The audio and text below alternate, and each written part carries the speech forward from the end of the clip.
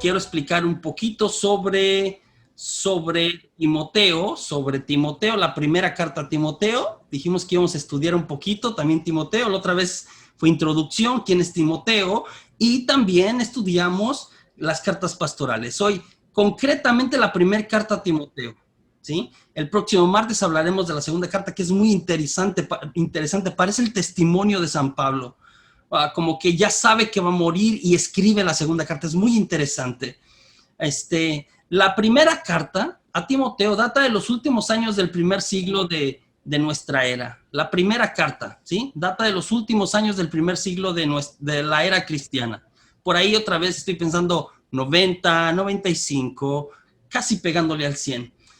Fue escrita por algún discípulo de San Pablo, aunque nosotros todavía cuando leemos el domingo en la Santa Misa, decimos primera carta de San Pablo a Timoteo, ¿no? Por tradición, porque así hemos dicho por muchos años. Lo que dicen mayoría de los exégetas actuales, en estudios muy actuales y profundos, serios, no estoy diciendo cualquier persona, es que, bueno, esta carta no la escribió San Pablo, ¿no? Aparte, yo les mencioné cuando estudiamos Sagrada Escritura, y esto es importante, y no tiene nada que ver con modernismo, quiero decir esto, ¿ok? Esto es estudios serios, esto es doctores en Sagradas Escrituras muy, muy, muy venerables, gente muy seria con su fe y con lo que hace, científicos de la palabra de Dios, aunque suene medio raro lo que estoy diciendo. La pseudografía es algo muy común en las escrituras antiguas. En la palabra de Dios también pasa bastante. Y por pseudografía entendamos lo siguiente: alguien escribía una carta, alguien escribía una obra y se la dedicaba a alguien más, o por admiración, o por reconocimiento, o por agradecimiento, se hacía esto. Era súper normal. La pseudografía, que es, yo escribo, por decir, y a veces yo decía así como que, bueno, si yo, José Juan, escribo un libro, ¿no? Y pongo que autor José Juan Valdés, pues nadie conoce a José Juan, nadie lo va a leer. Pero si yo pongo que el libro lo escribió, por decir, pues el Papa Francisco, o no lo sé, un gran escritor, ¿no? Gabriel García Márquez, ¿no? Entonces la gente va a poner atención, La pseudografía es una cosa que tenemos en los escritos bíblicos. Entonces, ¿cómo sabemos que no lo escribió San Pablo? Porque, mira, la realidad, cuando analizas los libros con calma y los lees y los entiendes, la realidad de la iglesia la iglesia cristiana que refleja el libro en sí mismo, los detalles del libro, es al menos una o dos generaciones después de que había vivido San Pablo. Es decir, San Pablo murió entre el año 63 y 67. Esta carta refleja la realidad de la iglesia primitiva de finales del siglo I, principios del siglo II. Estamos hablando de una iglesia mucho más organizada, con algunos desafíos pastorales distintos a los del inicio. Entonces, por eso se concluye que, bueno, un discípulo de Pablo, porque tiene alguna línea de su pensamiento, sabe muchas cosas de Timoteo, etcétera, ¿no? El lenguaje de alguna manera se parece a algunas de las cartas que escribe Timoteo. Entonces, esto es importante que lo entendamos, ¿sí? Entonces, es escrita por algún discípulo de San Pablo que ha querido a bien dedicarle su obra al que sería su maestro.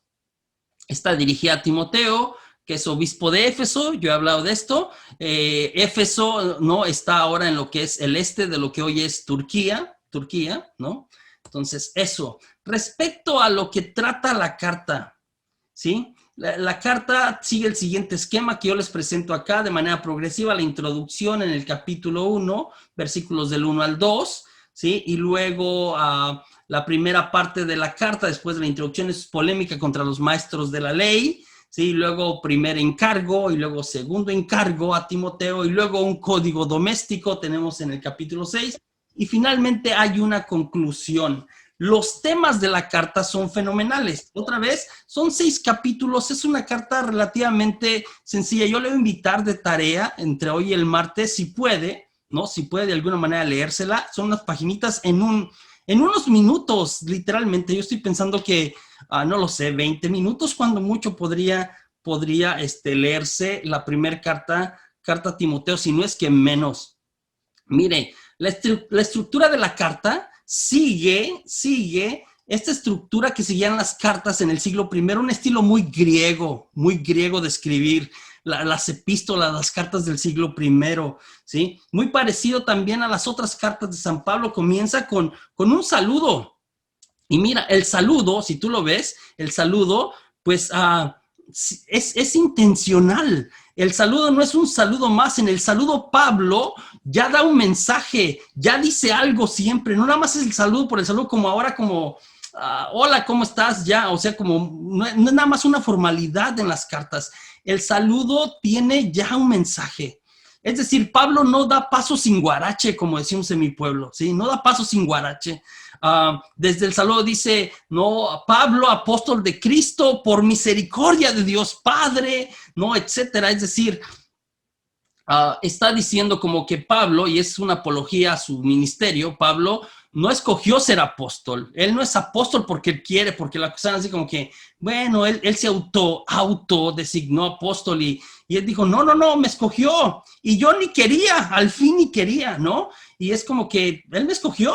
¿Qué voy a hacer? Y no me ha ido tan bien en ocasiones, pero pues me escogió. Entonces, Pablo utiliza el saludo para decir ya cosas interesantes de lo que va a tratar la carta, hacer un breve resumen, ¿no? Da buenos deseos, la paz, la misericordia, etcétera. Y luego tenemos ya ahí empezando, ¿no? Una recomendación a Timoteo. Le empieza a decir a Timoteo otra vez lo que yo le decía. Al parecer Timoteo está en Éfeso, ha sido nombrado obispo y no le está haciendo fácil, no le está haciendo fácil. De hecho, encuentra momentos de dificultad, ¿no? De quien cuestione también su autoridad, de que él mismo no se siente seguro. Entonces, Pablo le dice a Timoteo que tenga buena conciencia, que ore siempre con el corazón limpio. Le da un montón de cosas interesantes en la recomendación, ¿sí? Y después que se dirige a Timoteo, empieza a hablarle de cómo debe de ser la comunidad cristiana. Y ahí es donde vemos el reflejo, lo que yo decía de la comunidad de finales de siglo. Empieza a hablar de los ancianos en general, respetados por la comunidad. Se puede referir incluso al jefe de la comunidad, a él mismo, al obispo o a alguien más que esté en su turno. Y habla de cómo tiene que ser el jefe de la comunidad y en resumidas cuentas es el que esté encargado, ¿sí? El obispo o el que esté encargado debe tener una vida equilibrada, una vida balanceada, ¿sí? Es decir, y que todas las cosas que va a hacer empiecen en su casa, porque si no sabe gobernar su casa, ¿cómo va a gobernar la familia de Dios? ¿Sí? Esto es importante, hermanos, aunque suene raro lo que voy a decir, pero esto es importante porque luego encontramos cristianos, ¿no? Luego encontramos cristianos, personas que son candil de la calle y oscuridad de su casa. Es decir, ¿sí? En la calle son muy buenas gentes con todo el mundo, quedan muy bien con todo el mundo, hacen buenas obras, son caritativos, son atentos, son trabajadores, y en su casa cero, con su familia cero, ¿sí? Entonces acá, ¿sí? Recomienda, y yo creo que se puede aplicar analógicamente a cualquier cristiano, se refiere al líder, nosotros, los que son padres de familia o madres de familia, pues aplicaría en ese sentido analógicamente, ¿sí? Que tengamos una vida equilibrada, ni tanto de una cosa, ni poquito de otra, una vida equilibrada, una vida balanceada, ¿sí? Una vida balanceada. Y comenzar por casa. Desde ahí comienza el testimonio de alguna manera. Después habla de los diáconos y cada uno de los grupos que va señalando señala algo parecido. Otra vez, algunas virtudes, algunas cosas que se esperan de las personas que están sirviendo de alguna forma en la comunidad cristiana. Después habla que por ahí hay un cierto falso ascetismo, ¿sí? Y entonces les exhorta que tengan una piedad verdadera. Al parecer, como en Colosas, como en la carta a los colosenses, en la comunidad de Éfeso había gente que hacía cosas para aparentar, para demostrar como que mírenme qué santo soy. O sea, le cantaba a la gente lo que estaba haciendo, así como que, pues ayuné toda la semana yo, tú pecadora que tragas demasiado, no lo sé, alguna cosa así, pero a veces hay gente que practica su vida de fe para restregársela en la cara a los demás y así no funciona. La piedad, ¿sí? El ir al Santísimo, el rezar el rosario, todas estas son cosas buenas, ojo, ¿ok? No estoy diciendo rezar el rosario, rezar novenas, el hacer sacrificio, el hacer ayuno, todas esas son cosas buenas, pero cuando las hago para que la gente me mire y me reconozca, entonces ya es una falsa piedad.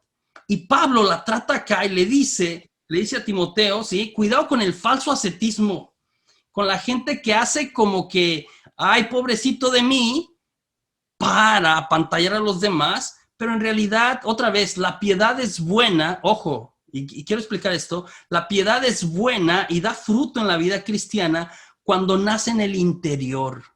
Las acciones externas siempre tienen que reflejar algo interno que ya cambió, que está unido al propósito de Dios.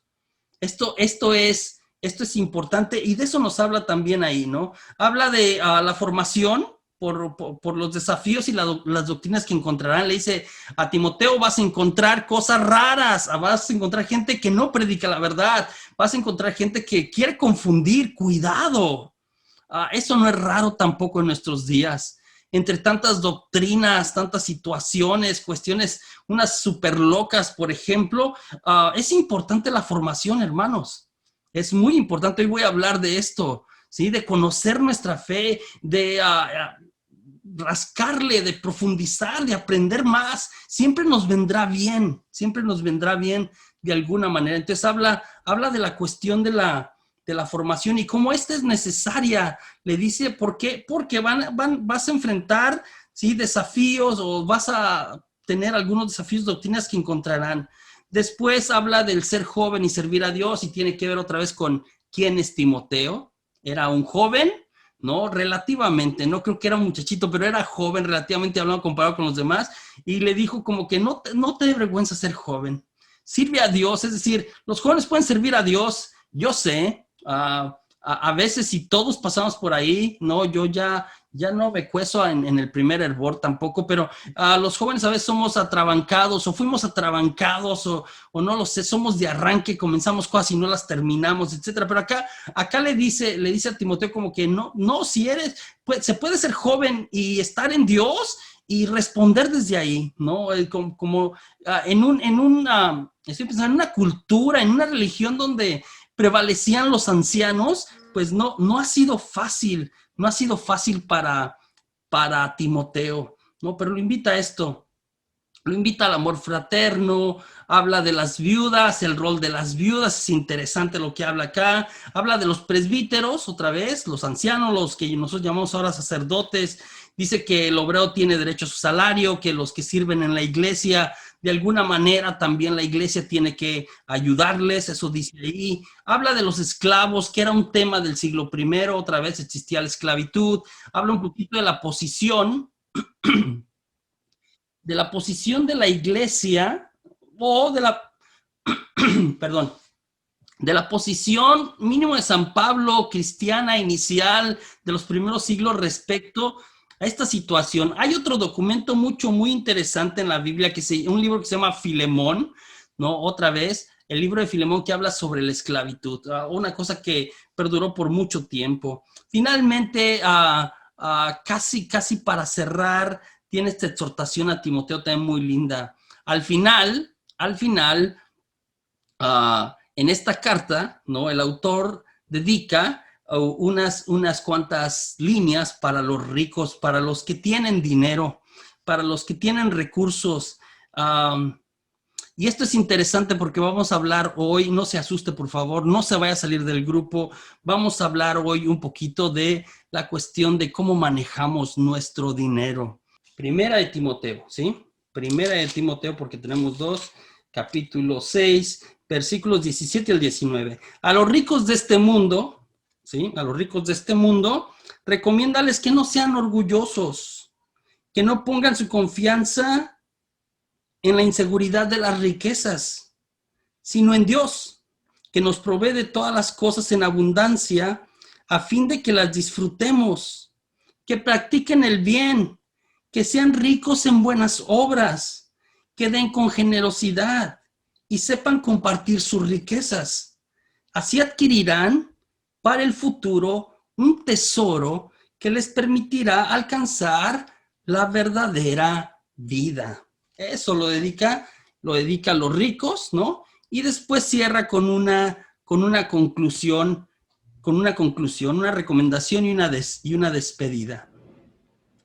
Eso en nuestro estudio de Timoteo el día de hoy. La primera carta, interesante. Yo le invito a que la lea.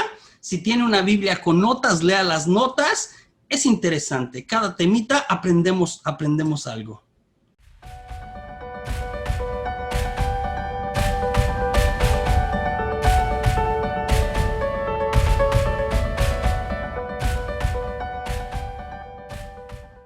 Está basado en este librito, ¿no?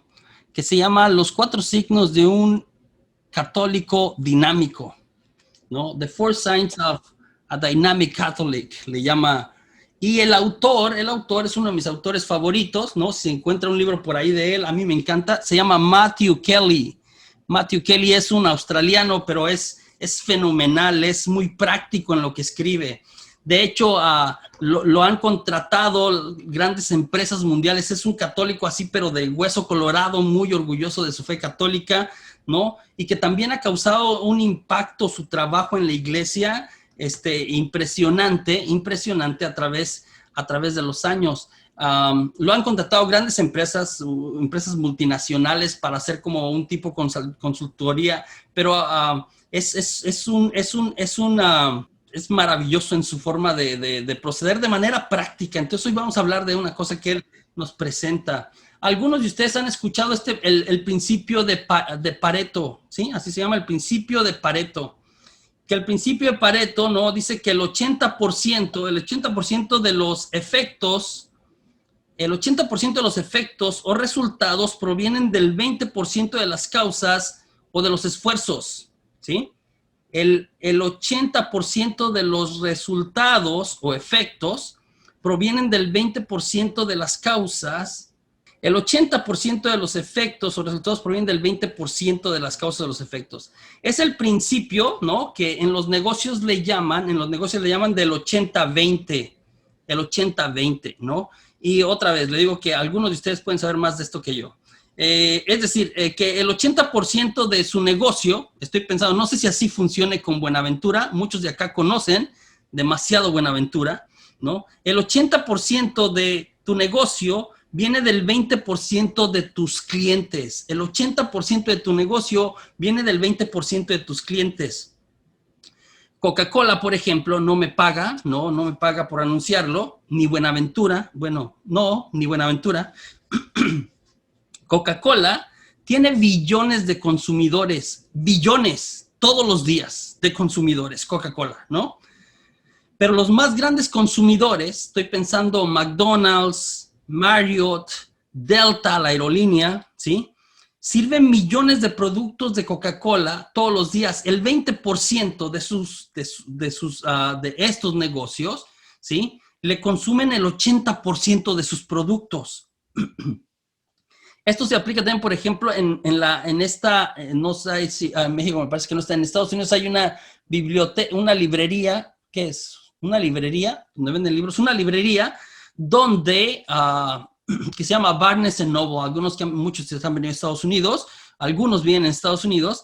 Es una cadena de librerías muy bonita, ¿no? Entonces tiene miles y miles de títulos de libros, ¿no? Está lleno de libros por todos lados, de todos temas y de todos sabores, de todo. Pero igual, en Barnes Noble se puede aplicar el producto, el 80% de tus ganancias viene del 20% de tus productos. Es decir, solamente del 20% de algunos libros, o sea, de pocos libros, le llega a Barnes Noble el 80% de sus ganancias. Después hay un montón de libros que se venden bien despacito, pero tienen unos que se venden muchísimo. Y nos preguntaríamos, ¿y esto aplica en la vida de fe? ¿El 80 y el 20? ¿Y esto aplica en la vida cristiana? ¿El 80 y el 20 o el 20 y el 80? ¿Sí? Así aplica, es decir, Sí, aplica de la misma manera y la respuesta es, pues no, no aplica. Tristemente, tristemente. Este señor Matthew Kelly abrió una investigación en parroquias en Estados Unidos.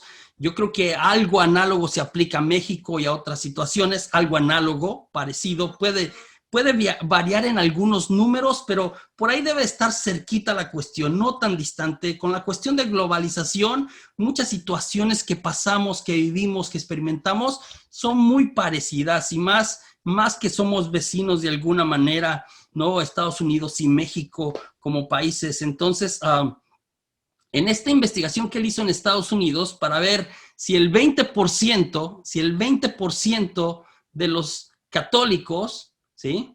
De los católicos se apoyaban a la iglesia en el 80%, de alguna manera, si eso aplicaba, si el 20% de alguna manera ayudaba el 80% y luego el 80% ayudaba nada más el otro 20%. Y encontró que no, que el 6.4% de católicos en Estados Unidos, no sé si en México llegue al 10 o al 15, no lo sé, honestamente. Yo pienso que en México está un poquito mejor, ¿no? Esta cuestión de la gente que practica su vida de fe, ¿no? Pero en Estados Unidos el 6.4 colabora en la realización del 80% del trabajo ministerial de la parroquia. Aquí estoy hablando de tiempo, de gente que ayuda y colabora en sus parroquias. Solamente el 6.4, no el 20, el 6.4 colabora en la realización del 80% del trabajo ministerial en las parroquias. Ahora, el 6.8% dona el 80% de las contribuciones financieras a su parroquia. El 6.8%.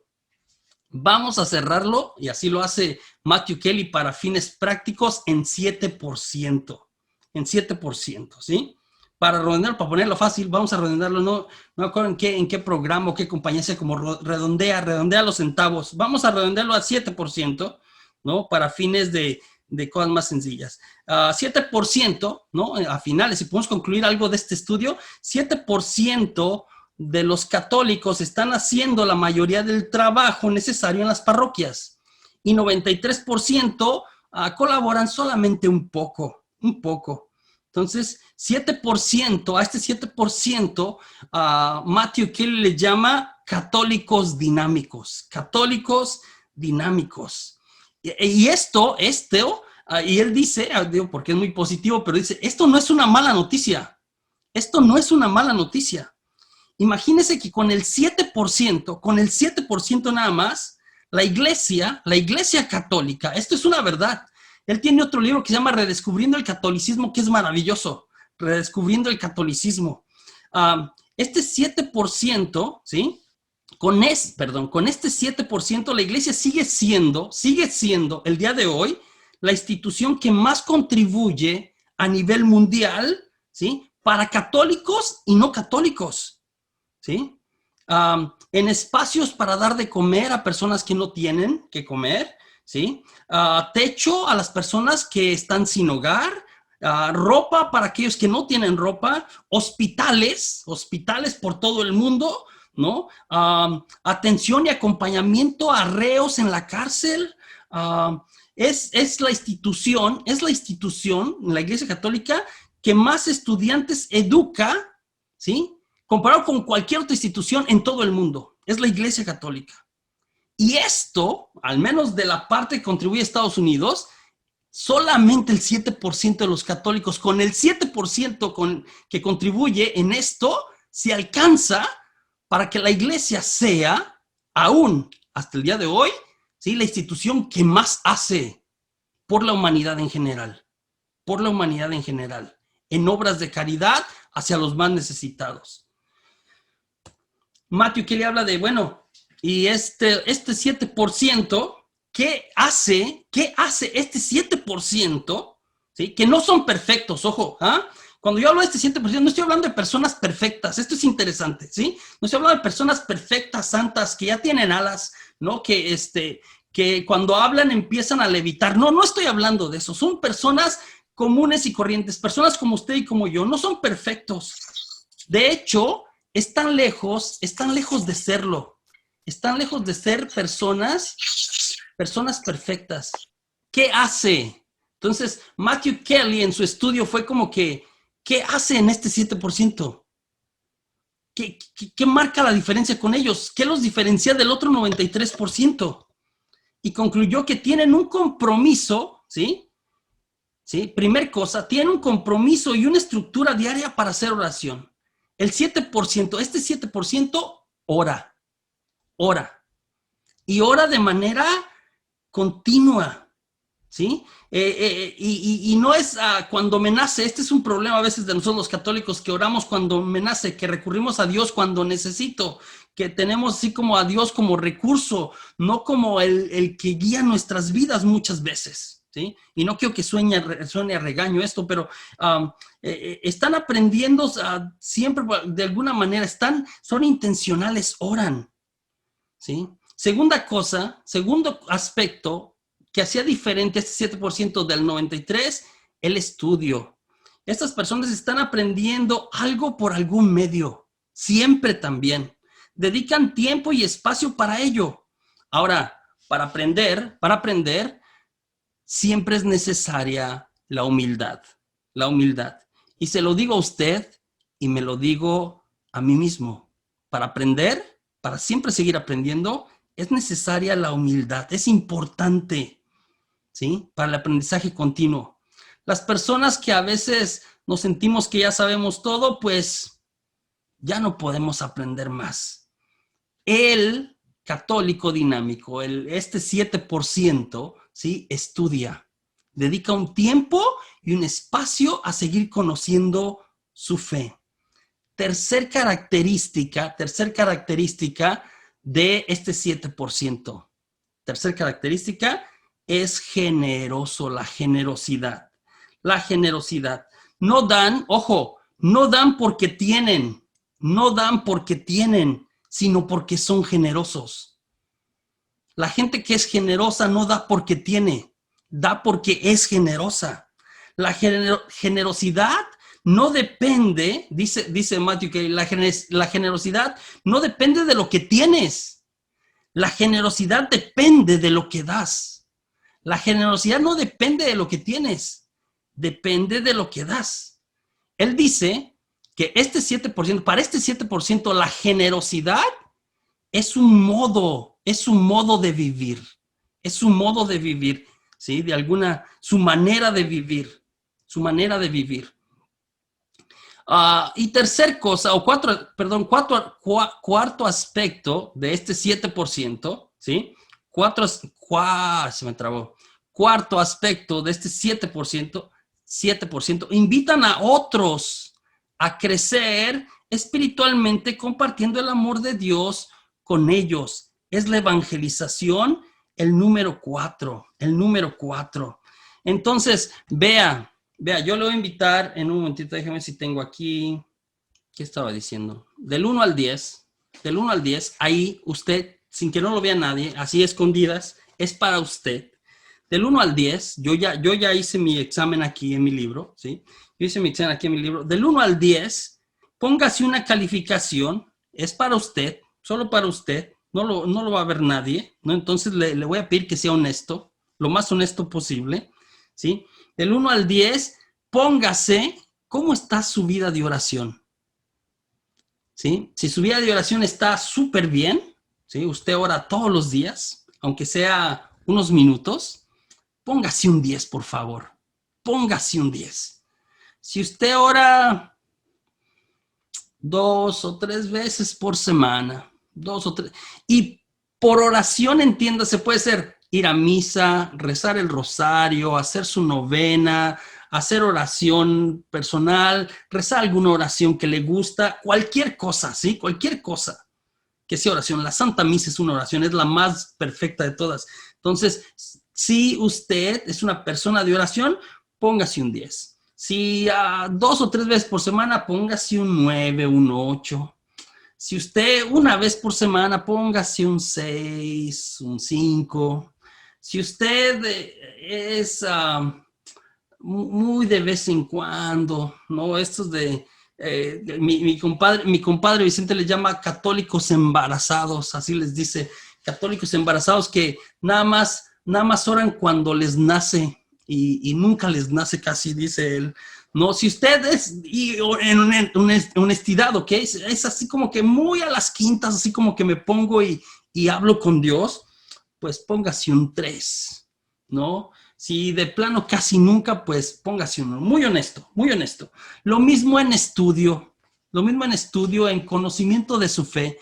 Algunos de ustedes, voy a decir, han estado en varios cursos, están aprendiendo. Algunos de ustedes ya leen libros católicos de uno, de otro. Conozco a varios de ustedes, están interesados en su crecimiento, en profundizar en su fe, en lo que ya, algunos ya conocen mucho también de ustedes. Póngase un 10 si usted está continuamente queriendo aprender más de su fe. Póngase un 10, si no, pues conforme, sí, váyale bajando. Generosidad. Si usted es una persona que es generosa, corrido, ¿no? Es generoso, no porque da, sino porque de verdad sí es su vida, es generoso en todo lo que hace, no solamente con su dinero, con su vida completa, es generosa con su esposo, es generoso con sus hijos, con sus amigos, y me refiero no nada más a dar dinero, es parte de, por supuesto, ¿sí? Pero es generoso en general, pues póngase un 10.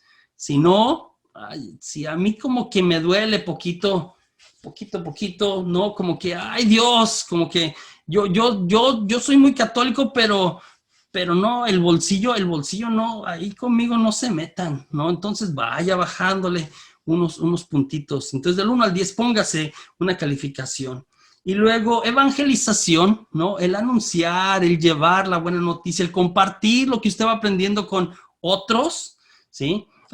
Tiene que ver con la parte de evangelización. Si usted es una persona que está tratando de que los demás, la gente a su alrededor, su familia, sus amigos, hay varios de ustedes que así son, ¿sí? También conozcan más de Dios, conozcan más de estas cosas que les ayudan a ser mejores personas, a acercarse más a Dios, a tener una vida más plena, pues póngase un 10 también, ¿sí?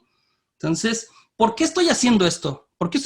Mire, los grandes cambios, yo mencioné el otro día, suceden con pasos pequeños, Y voy a hablar la cuestión de calificarlos y saber y ser honestos, porque si no sé, entonces no puedo moverme para mejorar. Guarde ahí sus numeritos y vamos a pasar con más detalle a cada una de estas, explicarlas. Ahorita fue súper introducción. ¿A qué nos referimos con oración? ¿Cómo vive la oración un católico, el 7%, ¿no? Un católico dinámico? ¿Cómo vive su vida de oración?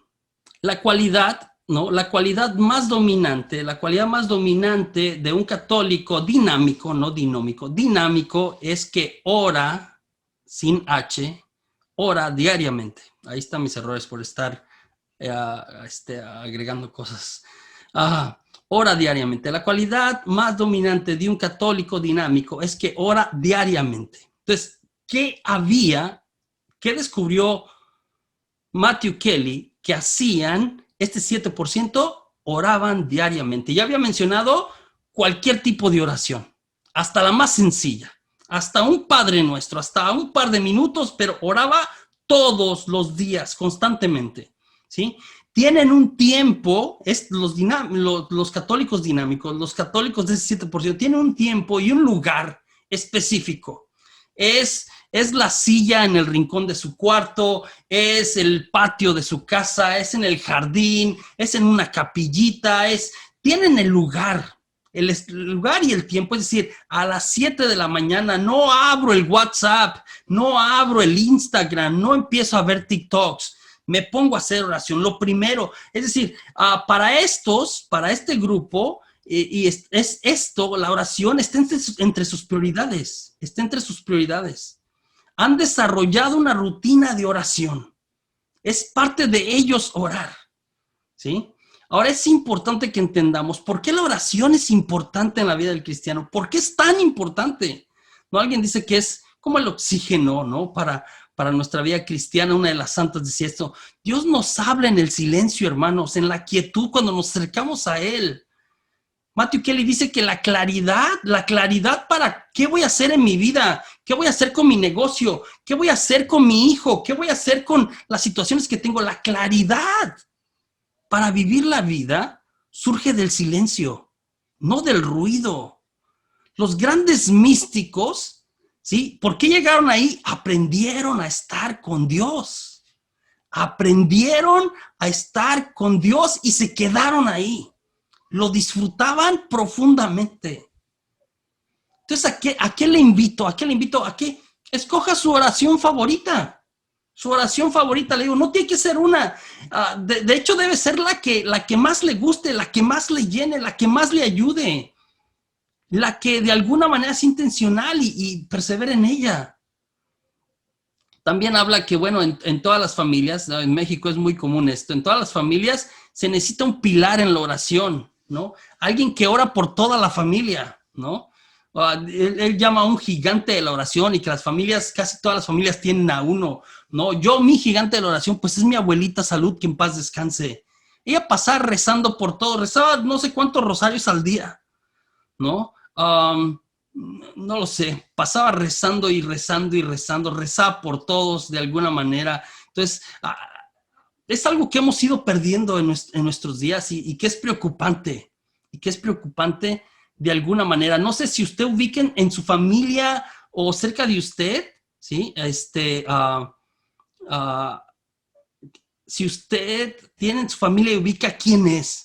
¿Quién es este guerrero de oración en su familia? ¿Quién es este pilar de la oración en su familia? ¿Quién es la persona que pasa orando por todos en la familia? ¿Sí? Por todos en la familia. Entonces, esto es importante también. Y si fuera usted, pues qué maravilla, ¿no? La vida de oración es mejor. Disculpen otra vez ahí, voy a corregir todo esto y se los mando. La vida con oración es mejor que la vida sin esta. Está comprobado en todos los sentidos. La oración tiene, o sea, fuera de que nos acerca a Dios, que es lo mejor que nos puede pasar como seres humanos, ¿sí? Tiene efectos en la salud espiritual y física de las personas impresionante. Usted empiece a orar y su vida empieza a tener frutos en general súper bonitos, súper bonitos. Mire, el día funciona de manera diferente cuando usted lo empieza con oración.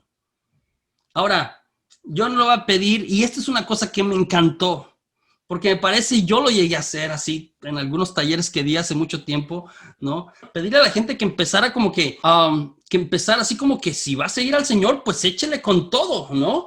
Y a veces como que querer idealizar, querer como mucho, no alcanzamos, porque aplica ese dicho famoso del que el que mucho abarca, poco aprieta. Y a mí me encanta la practicidad de Matthew Kelly, que habla de, vea, así como que un pequeño paso a la vez, un pequeño paso a la vez, ¿sí? Es importante cuando comunicamos las cosas de la fe, usted no diga así como que tienes que hacer 2 horas de oración al día, no lo sé, alguna cosa así. No, no, no.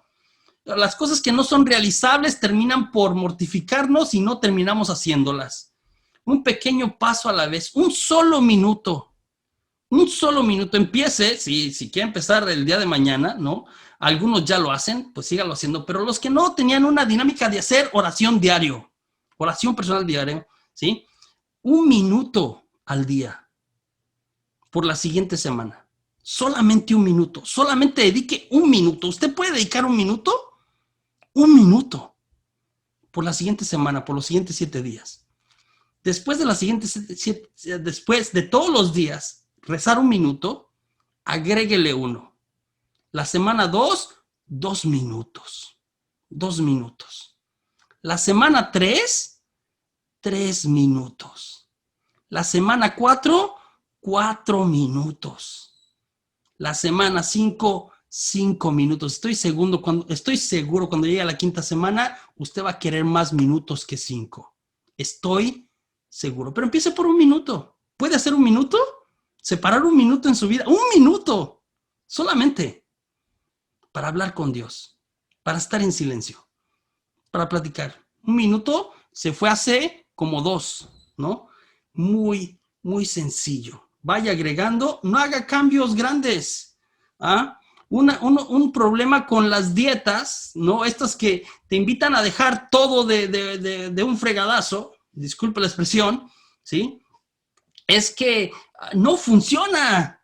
O sea, en realidad los grandes cambios suceden con pequeños pasos que nos van llevando a cosas más grandes, más grandes. Siguiente aspecto es el estudio. Voy a ir con la parte del estudio. Un mundo sin verdad será un mundo sin gozo y sin sentido. Un mundo sin verdad será un mundo sin gozo y sin sentido. Una de las cosas que amenazan, y esto lo han dicho los últimos papas, estoy pensando San Juan Pablo II, Benedicto XVI habló de esto muchísimo. Yo creo que él más que ningún otro. Francisco también lo ha mencionado. Una de las amenazas más grandes en nuestros días es el relativismo. El relativismo, ¿no? Es una corriente de pensamiento filosófico, teológica, ¿no? O existencial que afirma que no hay verdades absolutas. Afirma que no hay verdades absolutas. Toda verdad, esto es lo que dice el relativismo, toda verdad es relativa. Se contradice a sí misma. O sea, el relativismo termina contradiciéndose porque esta afirmación ellos la hacen, ¿sí? Absoluta. O sea, no sé si me explico, ya estoy aquí filosofando yo también. Es decir, se terminan contradiciendo, ¿no? Pero ellos niegan como que no existe la verdad, lo que cada quien piensa, eso es. Pero en fin, hay muchas cosas que decir sobre el relativismo, es súper triste, o sea, cada cabeza es un mundo, todo mundo está así como que lo que tú opines, eso es, la verdad es lo que tú digas. Pasa mucho con los papás y con su hijo, sobre todo con los adolescentes, como que el papá le dice algo, eso es lo que tú piensas, papá, pero no es así. Eso es lo que tú crees, mamá, pero esa es tu opinión. Ya no hay verdades. Ya no hay cosas tan tangibles que son verdaderas para ti y para mí. Las ha negado el relativismo de alguna manera. Es un peligro en nuestros tiempos. Uy, ahora con las redes sociales y la cuestión de los fake news, de las noticias falsas. Está comprobado que de cada noticia verdadera en las redes sociales, por cada noticia que es verdadera en su contenido, hay 5 relacionadas que son falsas. Algunos estudios dicen que si la cuestión sigue así, al rato no vamos a saber qué es verdad. O sea, es terrible con la manipulación ¿sí? Y estoy hablando sobre todo cuando campañas políticas y a veces situaciones también de diferente índole, ¿sí? Cuidado. Entonces, Matthew Kelly nos invita a vivir en la sabiduría y él habla que este 7%, ¿sí? También una característica que tiene es que busca la sabiduría. Y la sabiduría que ha perdido valor, que a veces la gente ya no la busca ahora, es la habilidad de discernir o juzgar qué es bueno y qué es verdadero, ¿sí? Qué es bueno y qué es verdadero. La gente, toda nuestra gente se merece respuestas a sus preguntas, sobre todo a las preguntas relacionadas con la fe, hermanos. Es importante que conozcamos. A veces nuestros hijos nos preguntan y nosotros no sabemos contestarles. Nos preguntan y no sabemos contestarles. Nos pregunta alguien en el trabajo y no sabemos dar razón de nuestra fe. Sucede. Pasa bastante. Alguien en la familia, un hermano que no es católico me cuestiona y no sé qué decir. Y no estoy para pelear, estoy diciendo, no sé cómo explicar mi fe. Es importante que conozcamos nuestra fe. Sí, que conozcamos nuestra fe. La gente merece respuestas. Recuerdo una señora, me emocioné. Recuerdo una señora, yo trabajaba en una parroquia acá en Houston antes de mudarme a Austin, que se llama San Lucas, y había una señora que quiso ir a hablar con el párroco, con el cura de la parroquia, porque su hijo andaba muy mal.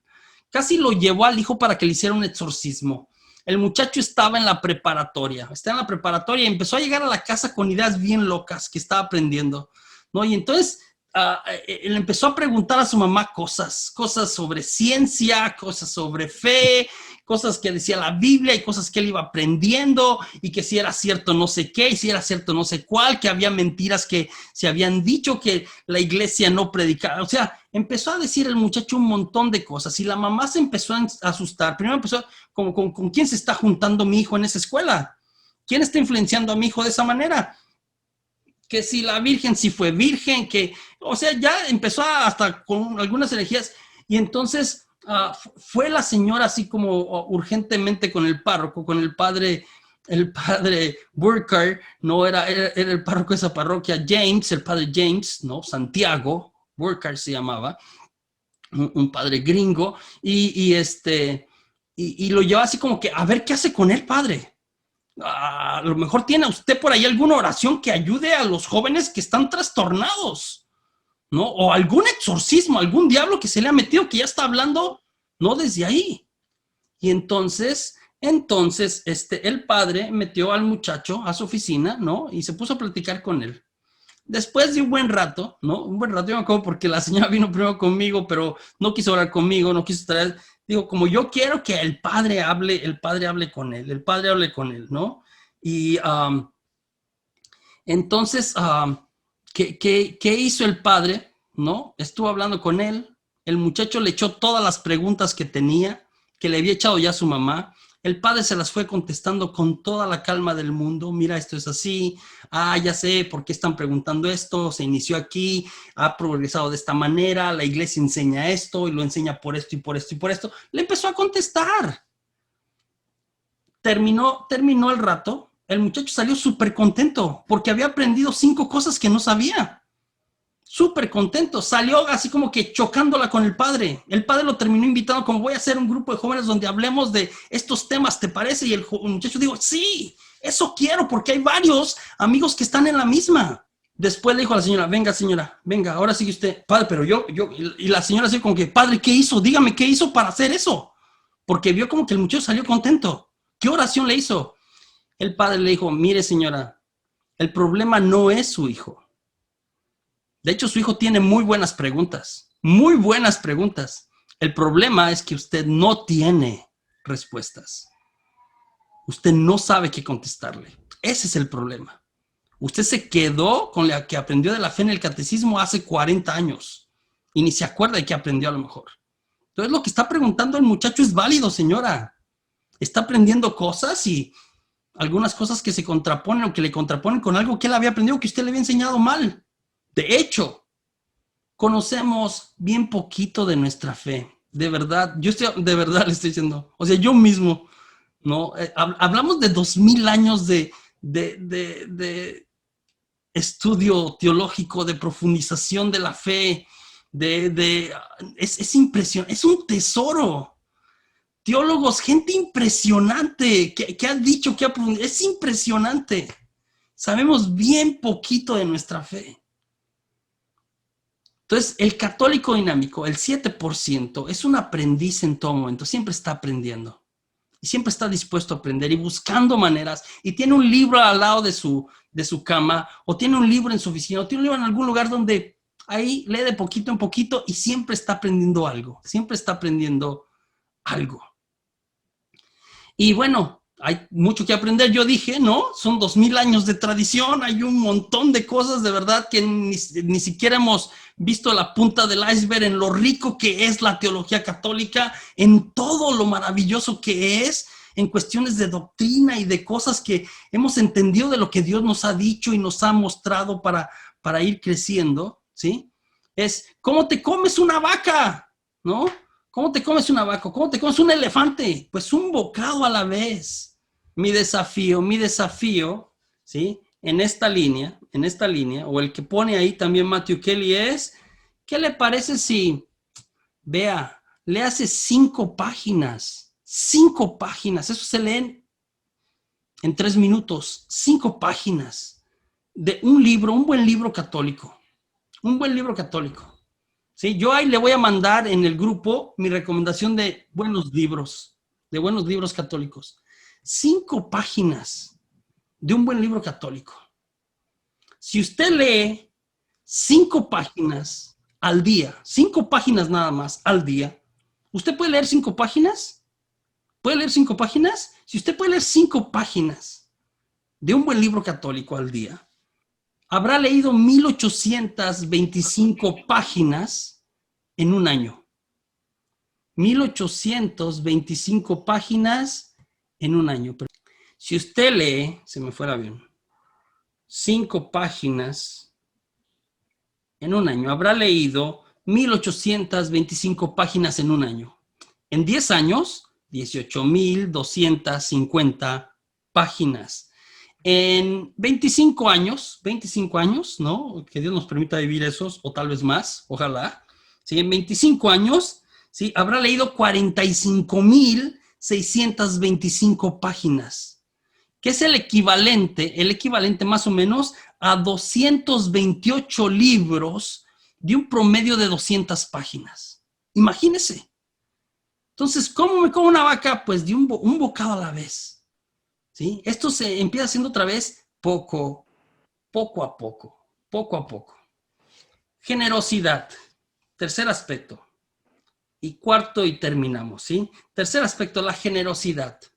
Y cuando yo hablo, o cuando Matthew Kelly en su libro habla de generosidad, dice que la gente más feliz que conozco son también los más generosos. La gente más feliz que conozco son también los más generosos. Y comienza hablando ¿no? Va de arriba para abajo. Dios es generoso. Para empezar, la Biblia completa nos habla de un Dios que es generoso. Dios siempre da. Nos regala el paraíso, nos da una promesa, nos acompaña, nos da jueces, nos da profetas, nos da, etcétera, nos da todo, nos da la vida, ¿no? Nos da la existencia. Dios siempre da. Al final, Dios se da en su Hijo Jesús, se entrega por nosotros. El Dios en el que usted y yo creemos es un Dios generoso, se da, ¿sí? La generosidad está al centro de la vida cristiana. De hecho, no se podría entender, escúcheme bien, no se podría entender la vida cristiana sin generosidad. No puede suceder lo que Jesús nos pide en el Evangelio si la gente no es generosa. Y la generosidad, dice Matthew Kelly, comienza con ser agradecido. Generalmente, las personas que son agradecidas tienden a ser más generosas. Recuerde, esto es importante, ¿eh? Esto es lo que enseña la iglesia respecto a nuestros bienes, ¿sí? Esto es lo que ha enseñado por años y tiene mucho sentido. Usted y yo somos administradores, ¿sí? De lo que se nos ha confiado, ¿sí? De nuestro tiempo, ¿no? Acá en Estados Unidos se utilizan estos 3 términos, las 3T, de nuestro tiempo, talento y tesoro. ¿Sí? Hemos recibido tiempo, vida, talento, cualidades y tesoro, bienes. Usted y yo somos administradores, no dueños. Eso es lo que quiere decir, no dueños. ¿Sí? Administradores. Nada es nuestro. Nos lo han prestado. En el tema del señorío, en el Nueva Vida, en el retiro Nueva Vida, ¿no? Hacemos énfasis en esto de todo le pertenece a Dios. Mi esposa no es mi esposa. Dios me la prestó. Mis hijos no son mis hijos. Dios me lo prestó. Este negocio, que yo digo que es mi negocio, Dios me lo prestó. ¿Sí? Le pertenece a Él. Nada es nuestro, nos lo han prestado. Y un día, ¿sí? De todo lo que recibimos, ¿sí? Ya sea en tiempo, en talento o en tesoro, o en los tres, un día, esto que nos ha sido prestado, tendremos que dar cuentas de cómo lo administramos. Podría decir, cómo lo compartimos. Lo que nos fue dado, cómo lo compartimos, porque nos fue dado para compartirlo. El católico dinámico, ¿sí? Este 7% tiene una espiritualidad de la generosidad. ¿Sí? Ellos son así, no es algo que hacen, la generosidad no es algo que hacen, la generosidad es algo que son, es parte de su sistema. Su vida completa es generosa con sus hijos, con su esposa, con sus vecinos, con sus empleados, con sus compañeros de trabajo, con quien sea. Es una manera de vivir. Es una manera de vivir. No voy a pedir dinero. Señores, estoy dándole esto porque, y lo que le estoy diciendo me lo aplico a mi vida. De verdad, no, hoy no vamos a, ni la siguiente, no vamos a pedir dinero. ¿Sí? Porque luego cuando empezamos a hablar de esto en la iglesia es como que, ¿a qué horas van a pedir? No vamos a pedir ni un quinto. Estamos hablando de cómo son este 7%. ¿Por qué? ¿Sí? ¿Por qué ellos son como son? ¿Qué hacen? Y una de las cosas que hacen es, son generosos. Tiene que ver con el ser, no con el hacer. Resulta del ser. ¿Sí? Y cuando hablamos de generosidad, pues vamos a hablar de dinero. No voy a pedir dinero acá. Nadie les va a pedir dinero. ¿Sí? Pero cuando hablamos de generosidad, pues incluye el dinero. La parte de tesoro incluye el dinero. Si tú no eres generoso con tu dinero, si tú no eres generoso, yo no soy generoso con mi dinero, no voy a ser generoso con nada más, con mi corazón, con mi tiempo. Entonces, es importante esto. Iba a ser como que qué tan generoso, un ejemplo de qué tan generoso soy también calificarnos en el tiempo que le dedico a mi esposa, en el tiempo que le dedico a mis hijos, en cómo ayudo a obras de caridad, etcétera. Me lo voy a brincar, se los voy a pasar por el texto. Y es importante que lo hagamos para otra vez ubicar cómo puedo mejorar, ¿sí? ¿Cómo puedo mejorar de alguna manera? Cuando usted destina, ¿sí? Cuando usted destina a ayudar a la iglesia de cualquier forma, u otra forma de caridad, o al necesitado, ¿sí? El desafío acá es como que, mire, yo no sé cuán generoso es usted. Yo conozco entre ustedes personas muy generosas. No sé de otra vez, no sé cuán generoso es usted. Yo conozco algunas personas de ustedes, de hecho, bueno, algunos de ustedes han sido ejemplo para mí en generosidad, El desafío acá, no, mire, en la Biblia habla de que estamos invitados a dar el 10% de nuestros ingresos. Esto habla la Biblia. Otra vez, Matthew Kelly habla de, no hablemos del 10%. Venga, el 1%. O sea, si yo no daba nada a la iglesia o a la caridad que usted escoja, porque otra vez la generosidad va más allá de lo que yo dono a la iglesia. Si me siento católico, pues eso es una manera corresponsable de colaborar con mi iglesia, ¿sí? Pero si no es la iglesia, si el 1%, si dono el 1%, ¿sí? Agregar 1% por un año. Es decir, el próximo año, si yo el año pasado di un 1%, que terminaba siendo, estoy pensando, no lo sé, $500, por decir, al año, por decir alguna cosa, si era el 1% de lo que yo ganaba, ¿no? El año que entra voy a dar uno más, 2%, van a ser $1,000. $1,000 que voy a donar a la iglesia o a cualquier obra de caridad que yo escoja, donde lo que Dios me dio lo comparto con alguien más. Y podemos hacer este cambio pequeñito, vamos a afectar de manera positiva, usted no se imagina cuánto. Finalmente, el último aspecto es la evangelización. ¿Qué es la cuarta cosa que hace este 7%? Y es la evangelización.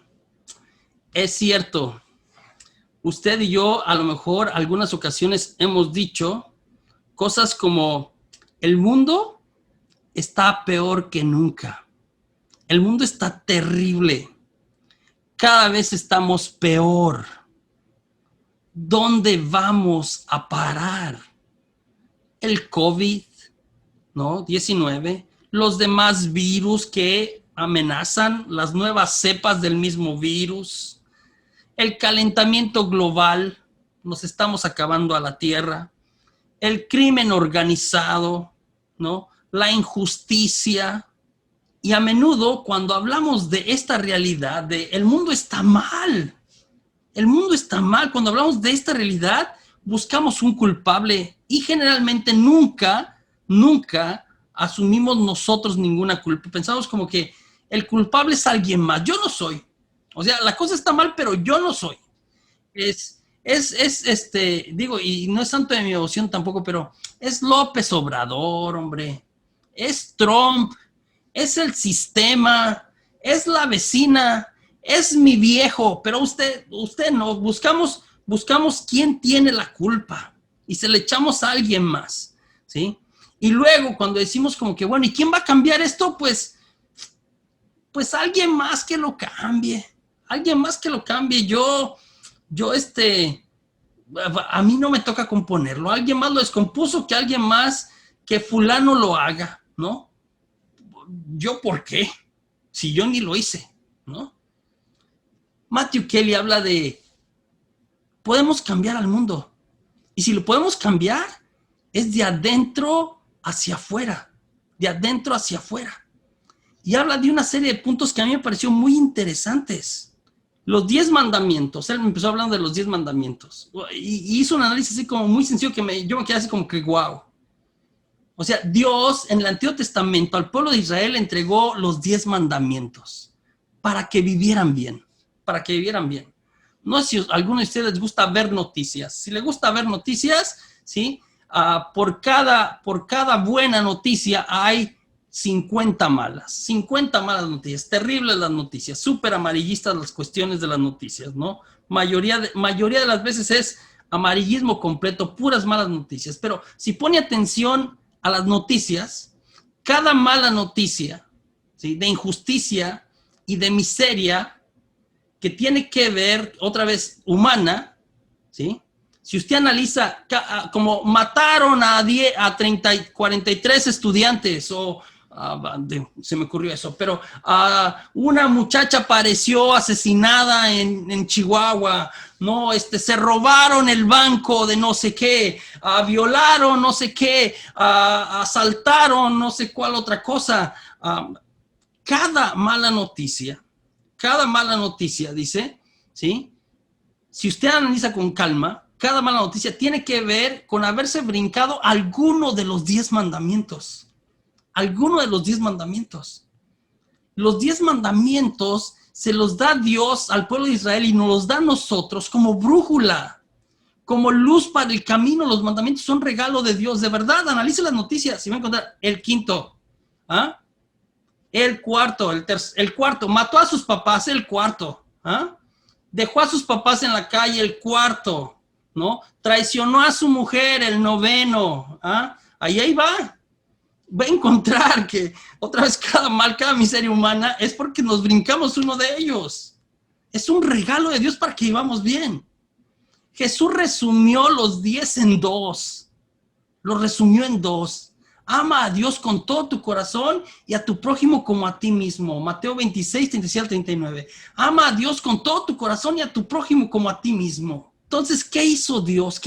Dios nos ganó con su amor y su sabiduría. Por su entrega, ¿sí? En la cruz y también por lo que nos enseñó Jesús. ¿Para qué? ¿Para qué nos ganó? ¿Para qué murió por nosotros Jesús? Para construirnos espiritualmente. Para que tú y yo podamos ser, ¿sí? Lo que Él quiere que seamos. Y poder vivir plenamente en su amor. Y seguir sus caminos. Para eso nos salvó. Para luego enviarnos a compartir nuestra dicha con alguien más. Entonces, tres cosas aquí. Nos ganó, nos construyó para construirnos, para luego enviarnos. 3 verbos, ¿sí? Nos ganó Dios por su amor y su sabiduría para construirnos espiritualmente, ¿sí? Poder vivir plenamente en su amor, para luego enviarnos. Evangelizar es la mayor forma de amar a tu prójimo. Evangelizar, aunque suene raro, es la mayor forma de amar a tu prójimo. ¿Acaso hay amor más grande que ayudar a alguien, ¿sí? A encontrar la mejor manera de vivir? ¿A encontrar la felicidad? ¿A presentarle a aquel que le puede hacer completamente feliz aquí y en la vida eterna? ¿Acaso hay algo mejor que eso? Yo recuerdo, ¿no? A este padre viejito de la Renovación que decía, ¿no? A propósito del evangelio, a propósito del mensaje que tenemos nosotros los cristianos, ¿no? Ponía el ejemplo de ganar el mundial, ¿no? Que México ganara el mundial en una final contra Alemania, ganar el mundial, ¿sí? Y pasar, a los que entienden de fútbol van a entender eso, pasar el primer tiempo 0-0, segundo tiempo 0-0, tiempos extras, ¿sí? Primer tiempo extra 0-0. Y en el minuto 15, o sea, el último del segundo tiempo extra, pues, ¿quién le gusta? No lo sé, ¿a quién está ahora? Asumamos que Carlos Vela regresa a las... Carlos Vela mete el gol que le gana la Copa del Mundo a México. México ni siquiera pasaba a cuartos de final. Gana la Copa del Mundo y Carlos Vela mete el gol que le gana la Copa del Mundo a un país como México que es re futbolero. ¿Ah? ¿Cómo va a celebrar? Decía el padre, ¿cómo va a celebrar Carlos Vela ese gol? ¿Ah? No van a salir a dar vuelta al ángel. Van a salir a dar la vuelta en todo el país. Es una locura se armaría en México. Una locura. Si por ganar partidillos ahí moleros a veces salen al ángel. ¿Ah? O salimos, dijo don Teofilito. ¿Ah? Imagínese ganar el mundial. Y decía este padre, y ganar el mundial. ¿Cómo gritaría Carlos Vela ese gol que significa ganar la Copa del Mundo para México? ¿Sí? ¿Cómo diría que, o sea, cómo celebraría? ¿Cómo lo daría a conocer? ¿Se iría contra la cámara y celebrar? ¿Cómo haría? ¿No? Y el padre decía, y ganar la Copa del Mundo es basura comparado con encontrar la verdad en Jesús. Es basura. Evangelizar es la mejor forma de amar a tu prójimo. No hay amor más grande que ayudar a alguien a encontrar la mejor manera de vivir. Y la mejor manera de vivir es con Dios. Es con Dios. ¿Cómo en el libro nos habla de, por medio de la amistad? ¿Sí? Busque a las personas que usted quiere, a sus amigos, a sus familiares, aquellos que aún no han conocido lo que usted ya ha conocido. Comparta con ellos su amistad, su cariño. Primero, empiece por ahí. No empiece con el discurso. No empiece luego a dar bibliazos. No. Sea amigo primero. Sea amigo. Trate bien a la gente. Ame a la gente. Luego, sea generoso en su trato, en su forma de ser con ellos. Y después, tercero, dé respuestas. Si las personas a las que usted está acercando tienen preguntas, déle respuestas. ¿Sí? La evangelización es para la iglesia lo que respirar es para la persona. Es esencial. La iglesia no puede vivir sin evangelizar. San Francisco de Asís una vez dijo, ¿sí? Predique el evangelio en todo momento. Predique el evangelio en todo momento.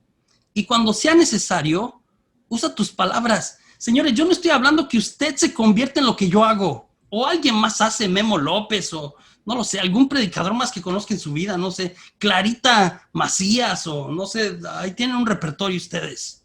¿Sí? Estoy hablando de lo que usted recibe, lo comparte. No estoy hablando de predicar y enseñar y ir a lo mejor algunos puede ser en su momento, pero estoy diciendo como con su vecino, con las personas en su misma casa. Empezar, escoja una persona y haga este proceso, una persona. En el siguiente mes, no estoy hablando de la siguiente semana, en el siguiente mes, una persona en su vida a la que le quiera mostrar, ¿sí?, aquellas cosas que usted ha ido aprendiendo. Compartir la vida y compartir la fe. Cierro con un par de frases de Santa Catalina de Siena que me encantan. Cierro con eso. Dos, una medio fuerte. La primera, basta de silencios. Dijo Catalina de Siena, basta de silencios. Gritad con 100,000 lenguas, ¿sí?, o a todo lo que da, porque por haber callado el mundo está podrido. Basta de silencios.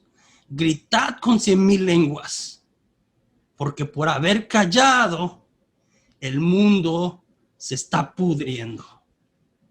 Y luego, Santa Catalina de Siena también dijo, sé quien Dios quiso que fueras. Sé quien Dios quiso que fueras e incendiarás el mundo. Y se refiere de presencia de Dios, de presencia del Espíritu. Cuando tú y yo asumamos el rol que tenemos en la historia, en la iglesia, en nuestra familia, en este momento, cuando lo asumamos, cuando tú y yo vivamos como auténticos hijos de Dios, porque eso somos, y empezamos a vivir y a comportarnos de esa manera y a actuar de esa manera, el mundo va a cambiar. El mundo puede ser mejor.